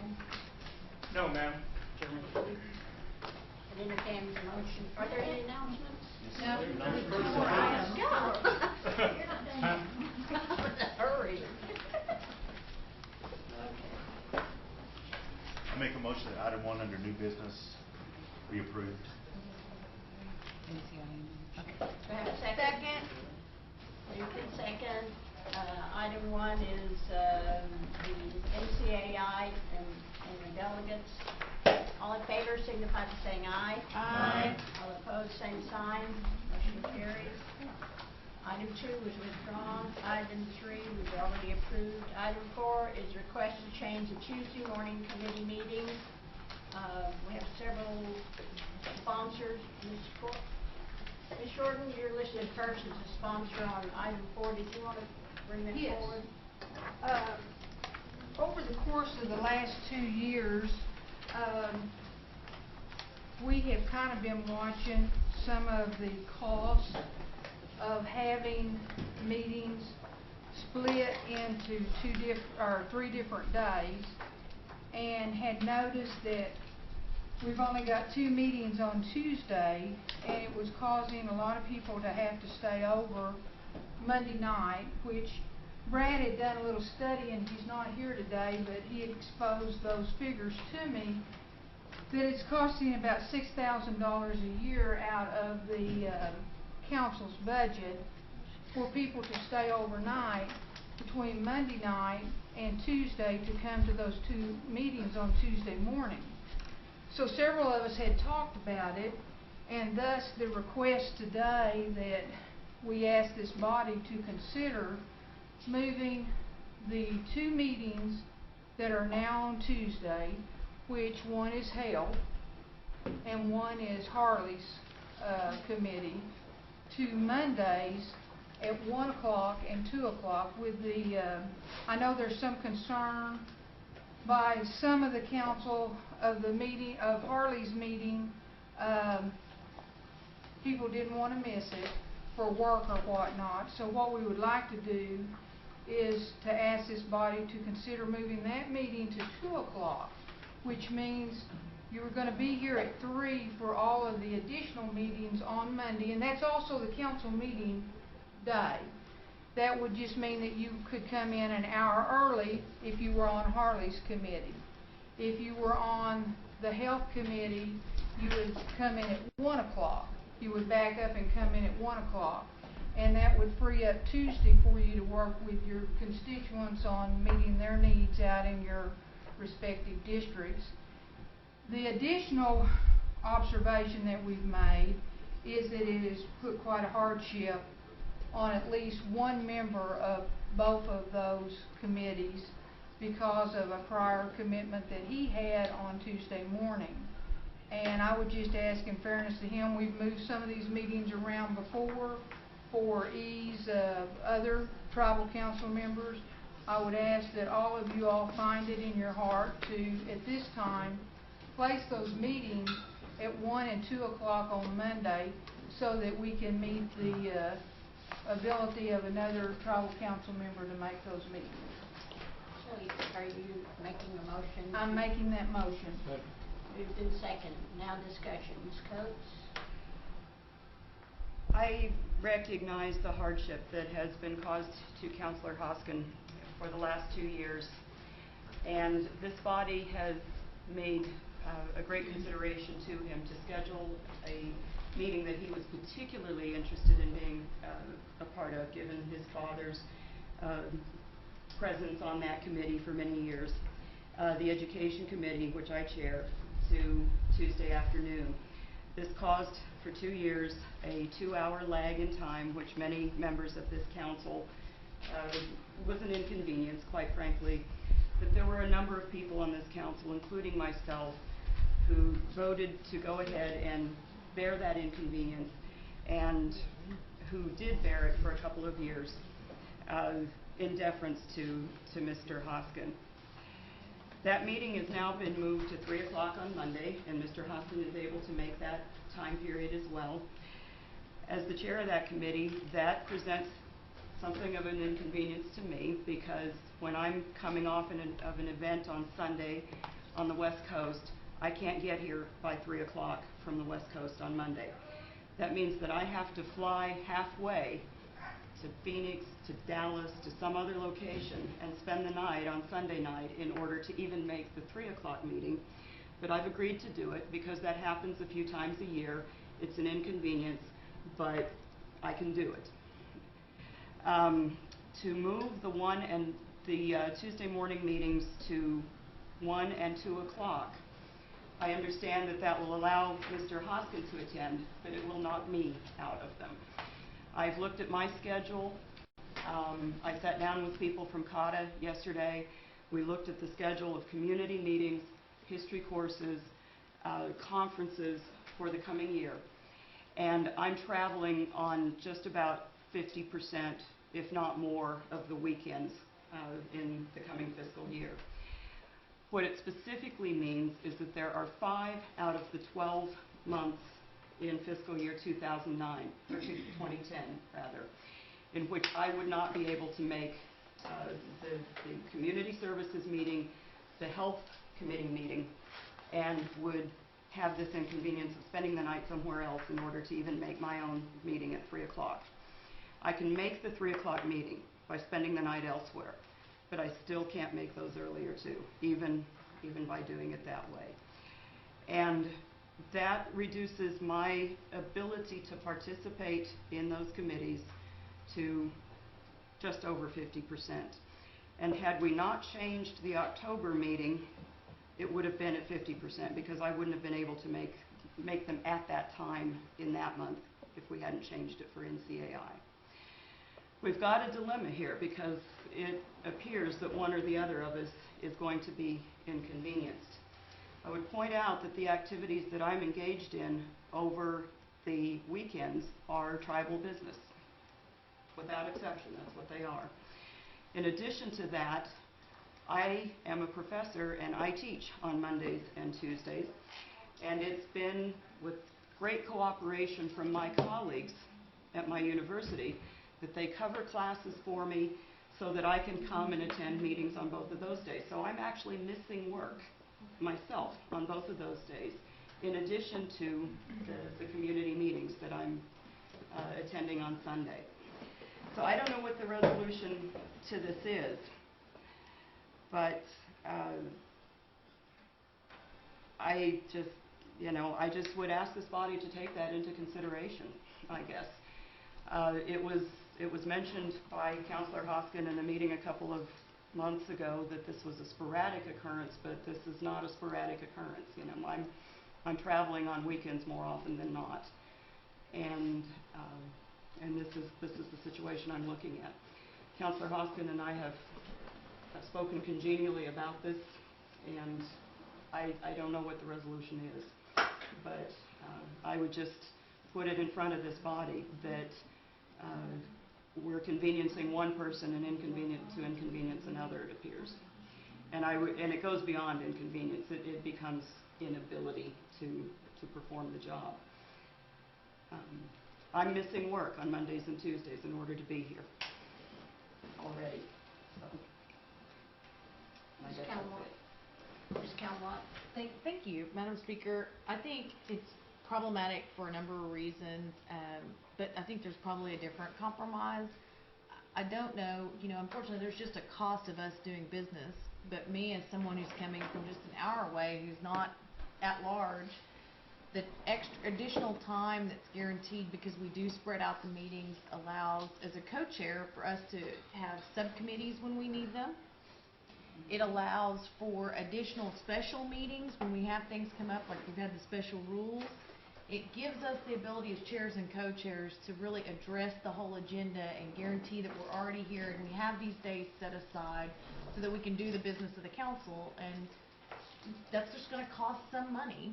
I think we all do, I as an individual who does stay here at a hotel that costs the tribe money, they're not paying for my meals, that comes out of my pocket, and I'm happy to incur that cost in order for us to conduct the business over the 2 days that we're here. I think that we're not going to make everyone happy, but we've done a lot to consider all the individuals, and I feel like we're finally in a good place to where this body has an opportunity to come from all over the Cherokee Nation and also the world to come together and spend at least 3 days a month, the way we've got the schedule, interfacing with each other in a good human exchange and actually have relationships which have become valuable because, as on my second term of council, although a lot of us don't agree all the time, we actually have a better relationship than I think I experienced in the first term on council. And one of the reasons for that is the additional time where we are able to space out the meetings and actually relate to each other outside of a formal body. And I think that's critical. Now, if it's an issue for those that don't stay in their closer proximity to the capital of the Cherokee Nation, that we start the meetings on Tuesday an hour later and we're still done by noon, I think that would be helpful. But if we're looking at just the budget, I know in my circumstances, I believe with mileage to and from Claremore from my home, it's over $100 now in mileage. It is cheaper for me to stay at the hotel here in Tahlequah and out of pocket my own expenses for meals, but to the tribe it's cheaper because the mileage for an additional round trip to and from Claremore is in excess of the hotel. So the savings that we think we'll see is not really there. No one consulted me, so I couldn't help them complete the picture, at least from my perspective.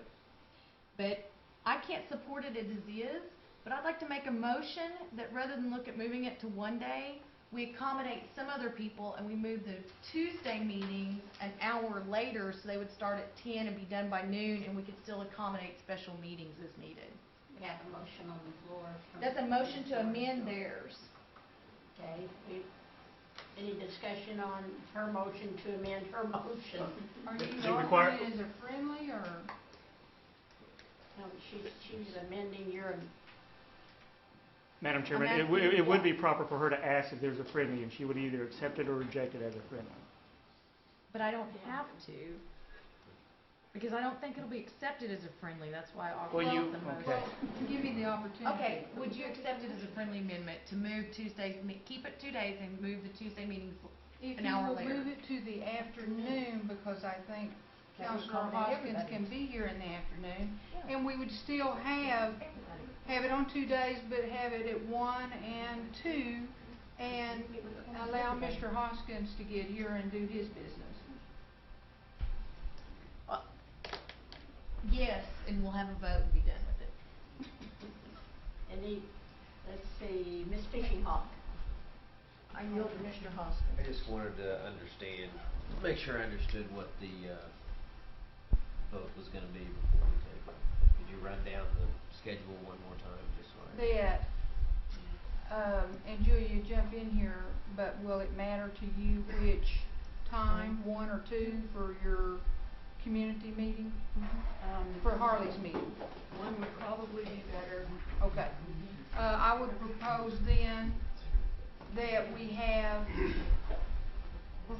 Councilman Buzzard's community meeting at 1 o'clock and Councilman Cobb's meeting held on Tuesday at 2, and will that allow Mr. Hoskins enough time to get here?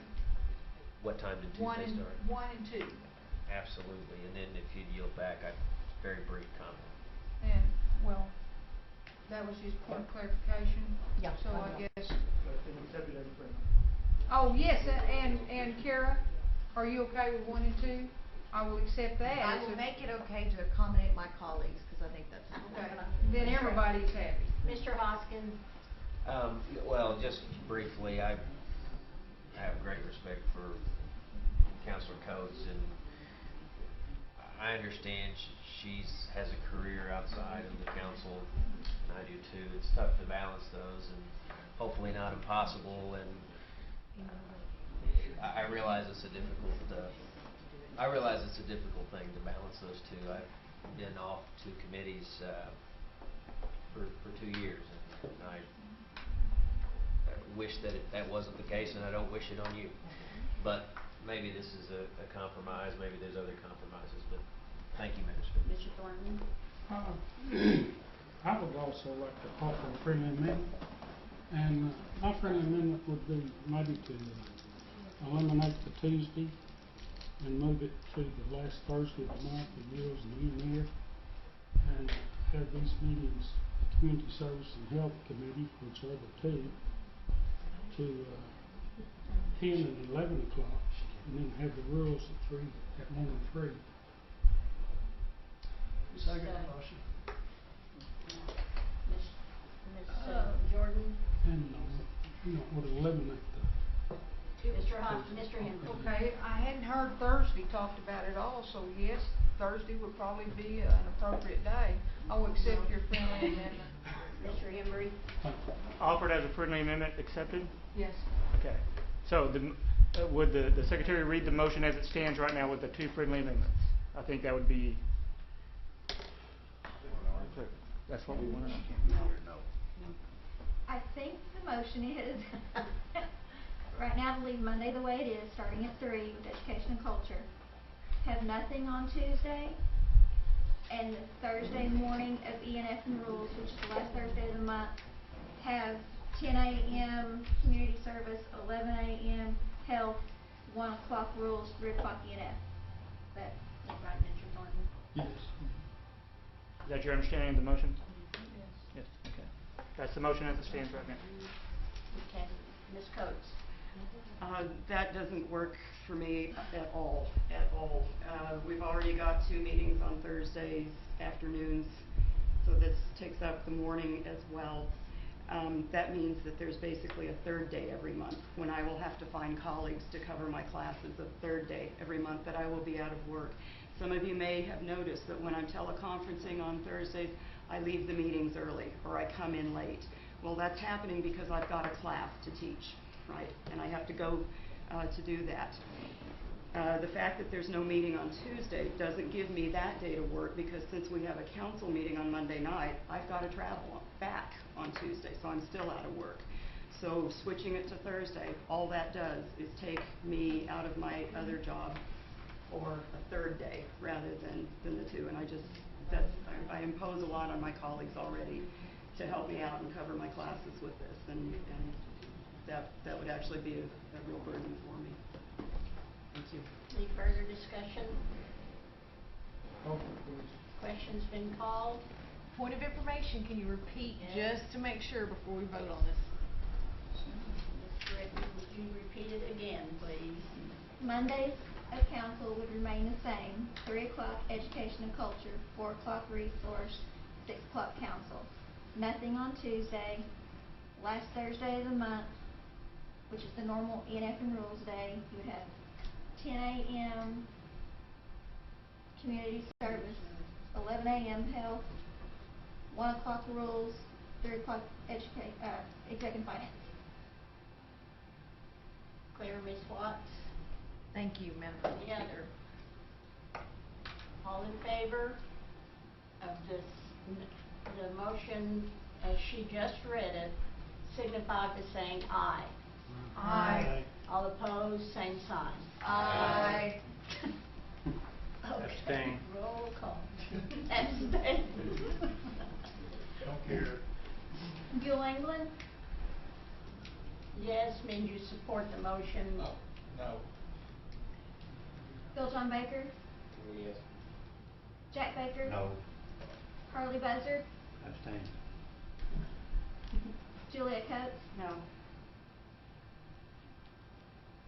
Joe Crittenden, Yes. Jody Fishinghawk, Yes. Meredith Fraley, No. Janelle Fulbright, Yes. Don Garvin, No. Chuck Hoskins Jr., Yes. Tina Gore Jordan, Yes. Chris Stokes, No. Curtis Snell, Yes. David Thornton, Yes. Kara Cowan Watts. No.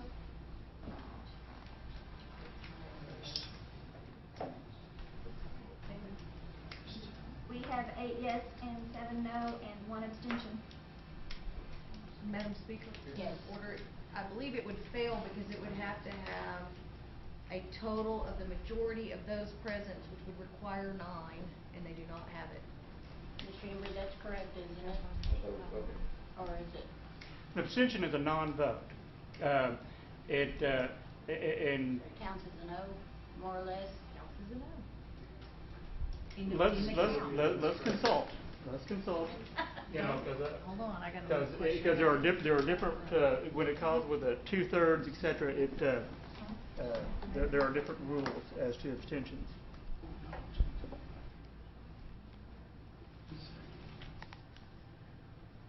In my 8 yes, 7 no, 1 abstention. Mr. Buzzard.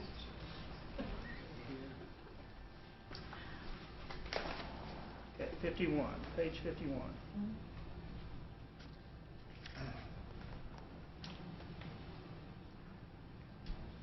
Which one was this on?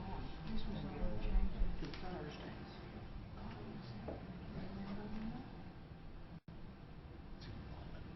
So we changed it to Tuesday. That was a Thursday change. Yeah, now we changed it to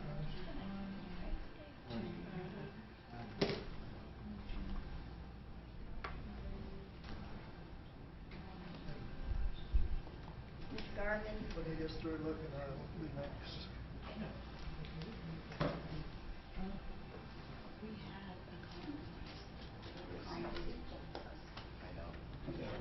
I have 2 minutes. Yeah, Your Honor, if we may take what is called a pregnated pause while we find this out here. Thank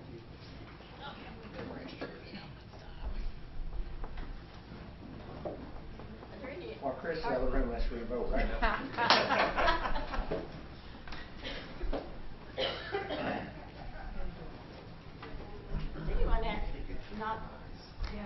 Does anyone have any announcements that they need to make? On one and two. On one. The next motion will be the one. I have a question that we might kick around. At the federal level, which constitution are we under? No, we can't. Which constitution are we under? The 1999 Constitution. At the federal level? Yes. It doesn't really matter. We, the Cherokee people, have passed and the court has approved the 1999 Constitution. That's where we're at. I understand that, Mr. Counsel, but I'm saying, still ask the question, at the federal level, which one? Study about that. Don't have a decision yet. It's irrelevant what their decision is. I wouldn't say it's irrelevant. No, just keep reading. Keep reading. We may get a chance to see how relevant it is. Well, and when they tap us on the shoulder and tell us different, we'll talk. Understand.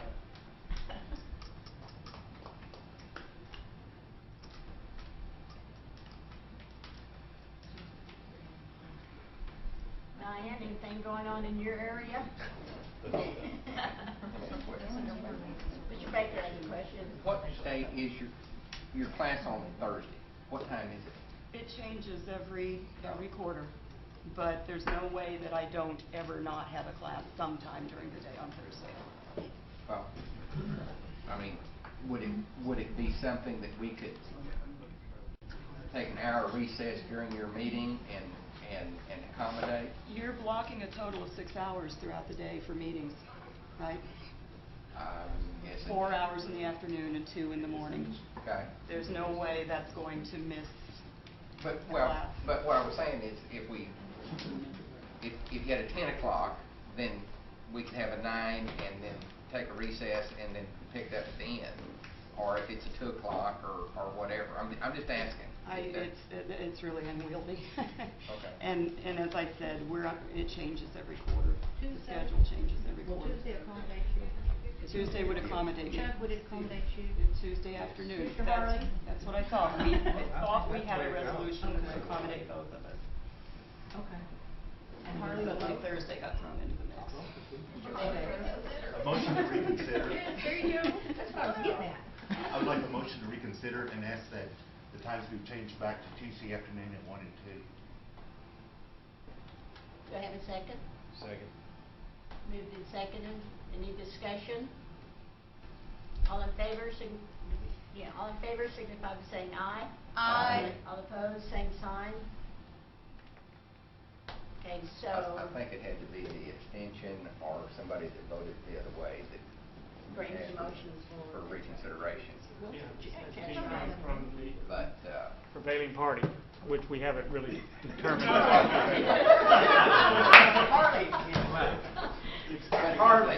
Harley is prevailing no matter what. Yeah. You gotta bring it forward. I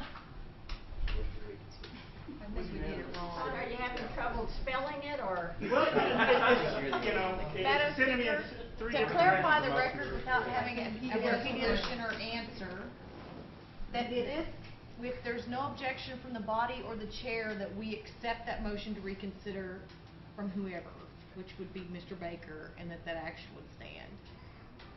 Are there any objections? You want to redo it? Motion to reconsider. Second. In a second. Any discussion or objection? What are we reconsidering now? One more time? Tuesday at 1 o'clock. And 2. All in favor, signify by saying aye. Aye. All opposed, same sign. Motion carries. Just for clarification, is that consistent with Robert's rules? That he makes the motion? If there was no objection. Yeah. There's no There's objection. a decision of the chair, and she asked for unanimous consent, and there was, and seeing none, that would We be got that settled. proper. Mr. Garvin asked for the floor. I make a earlier. motion, we adjourn.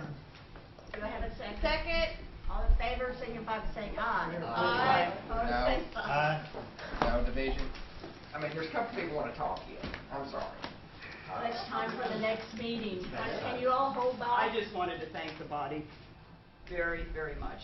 I appreciate the compromise to allow me to do my job to the same extent that everyone else can. I do appreciate it. And who else wanted to talk? No, I didn't want to talk. You just want the mouth. Well, Call for question? 10 minutes. 10 minutes? 10. Okay. Or 5.